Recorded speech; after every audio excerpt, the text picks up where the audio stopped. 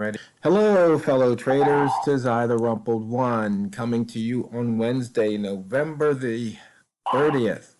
The year's 2022. Let's talk trading. Outside versus inside. Part 5 with Walmal. These videos for educational purposes only. Your results may differ from mine.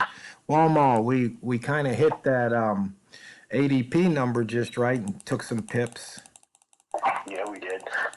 Meanwhile, I tell traders all the time I don't go and trade news, but to me, well, it was my fault, everybody, because I told him, I said, you know what, there's no way those numbers could be good for the U.S., so I'm just going to put a long in at the double O, and I was looking, maybe it would hit 25, but I got 13 pips out of the trades, in a matter of seconds. So that was, a good guess, and Walmart just couldn't let me have all the fun, so.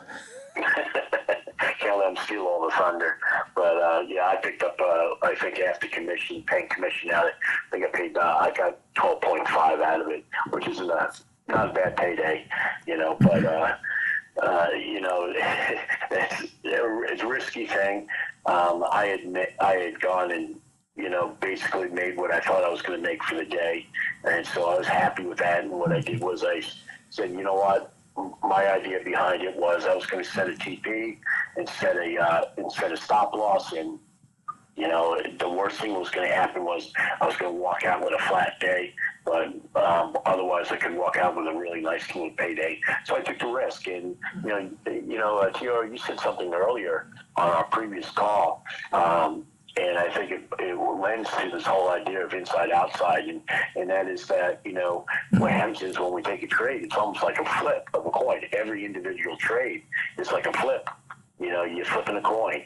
And, there's a lot of truth to that. It's, you take the trade. You may have every single signal in your direction, and it still goes absolutely dead against you. In fact, I had that happen to me the other day where literally there's not a single thing I look at, that would have told me not to go long. And I went long and immediately I got my stop loss hit, not more than 2 seconds after placing the trade. What are you going to do about that? Nothing. It's absolutely nothing you can do about that. You just, I guess you can laugh, and say, that's the folly of all of this, but that's part of trading, and that's what it is. And that comes down to the inside-outside thing again, because, I control my inside, and the way I control my inside is I put safeguards in place. And I know I sound like a broken record, beating a dead horse, whatever little, whatever little saying you want to go and use, but it's the truth of the matter. You got to put these things in place, and that way, if the market goes something unexpectedly, you're okay, and if you do something stupid, you're okay. Put these things in place, traders. We got to do it because that's what will keep us protected. Yeah, well, plus, just to let everybody know, Walmart, you're under a tornado or hurricane watch, number one. And the thing, what I said, any one individual trade, when you enter, it's no better than a coin flip. And the reason I say that is because, your systems, the methods, especially these statistical methods that I use, over time and through multiple trades, that's when the odds are in your favor. But on any one particular trade, it's basically a coin flip. Is the market going to do what it statistically does, or is it just going to be one of those things where, hey, part of statistics is it goes the other way? Otherwise, there'd be no statistics and there'd be no market. Yeah, if I knew that the market was always going to go up, well, guess what? I'd always go and bet that it's going to go up. But there's going to be a problem. Nobody's going to be on the other side. It's going to be willing to go and take the trade, to go south. And, and if you found that person, you'd call yourself a con man, Yeah. Because, basically, you're basically tricking people into going and taking the other side of a bad deal every time. Yeah, and and it's like... Yeah, go ahead. I was just going to say that, and that's not exactly very ethical. Well, and that's the whole idea about being a rat, where if you only trade in one direction, Yeah, you're going to have your losers, but if you win, 3 out of 5 trades on average, then you're moving forward. Not to mention, if you've got proper money management and risk management, it could be huge. I mean, what's that one guy? He wins what, 5% of his trades or something, and he's like one of the best money managers there is. Because when he wins huge. Right.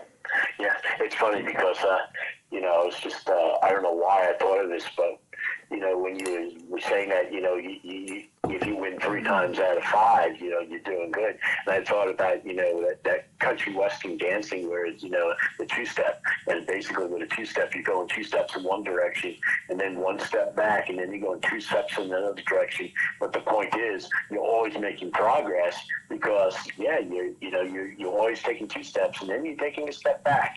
And you have to be willing to take that step back. And that's just part of trading. And you can't let that go and affect the way you think and the way you trade.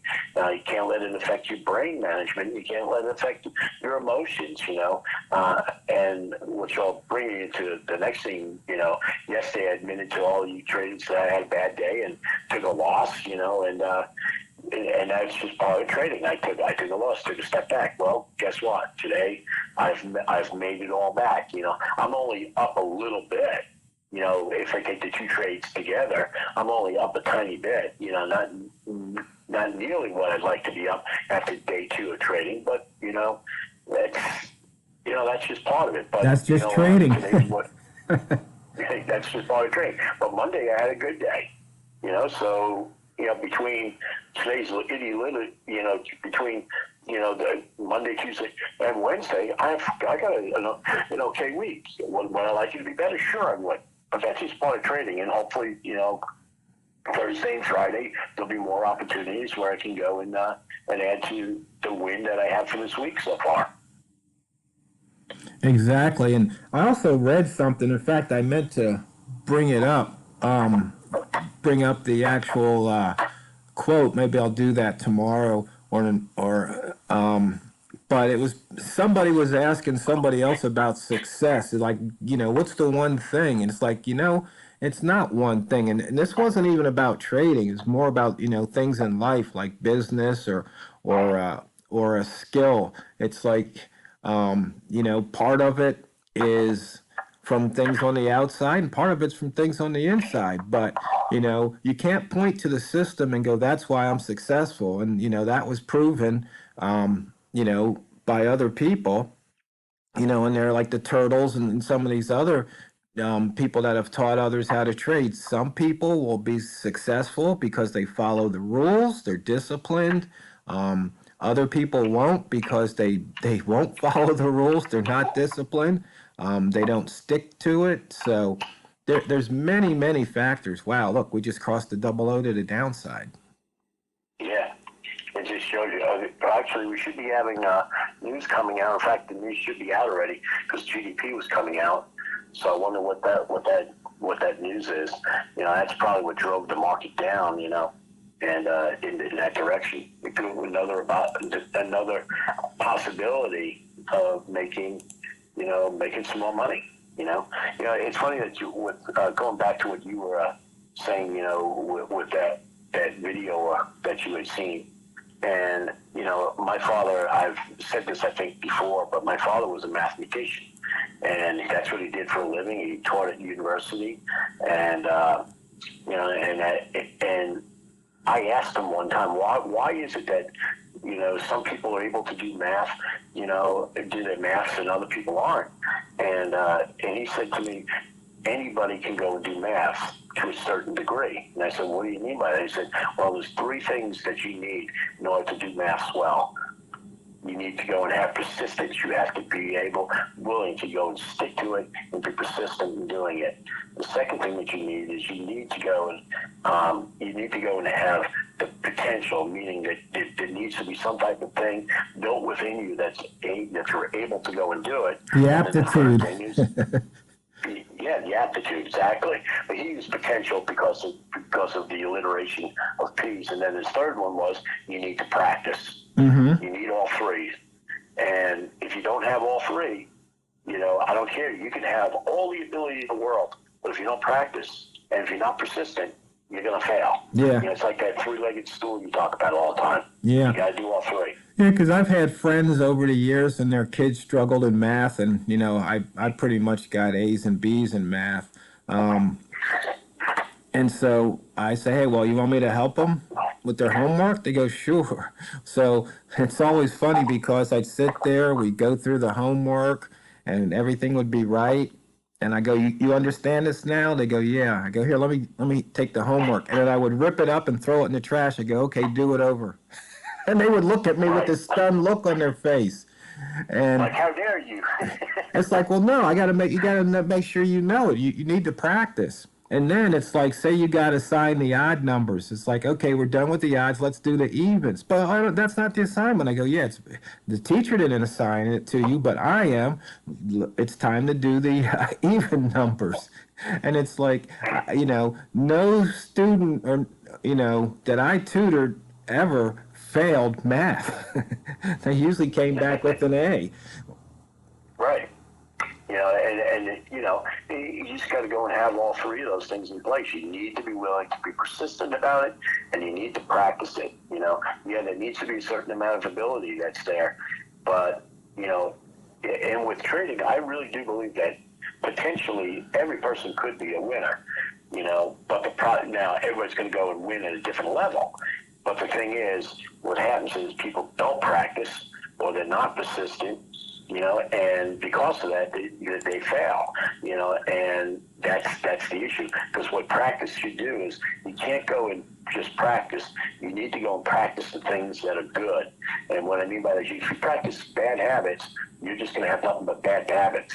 You know, but at the same time, you got to be when you say practice, and what that means is you go in there, you go and do the things that you're supposed to be doing, and consistently and persistently go and keep on doing the things that will go and make you a better trader. Right. And look at it and be honest with yourself. You know, look at it and say, hey, what did I do right here? What did I do wrong here?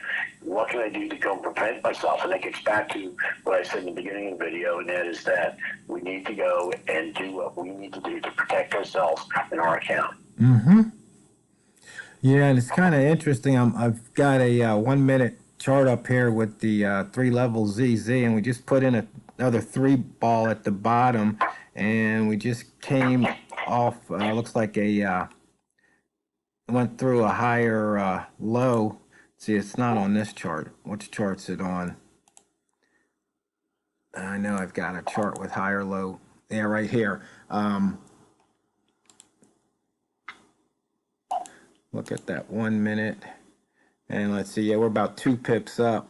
And it's just amazing how, I guess I was lucky I didn't go in that trade because I wouldn't have thought that the numbers would have been good for the dollar on that news. Yeah, the number actually came in slightly better for the U.S., meaning slightly better than what was expected, but basically it came in flat. And I got a feeling there were a lot of people that are out there that were thinking the same way you did. It's like, this number can't be good for the U.S., and so they all bet that it was going to, you know, go up. And then what happened was they got surprised and they had to go and hit all their stops. That's a bunch of sells right there, and then people then jumped in on top of that. So now you have even more sells that happen and drive the market down like that. Yeah, well, I would imagine it's going to. Yeah, I would imagine it's going to take that return bar out. This big black candle here.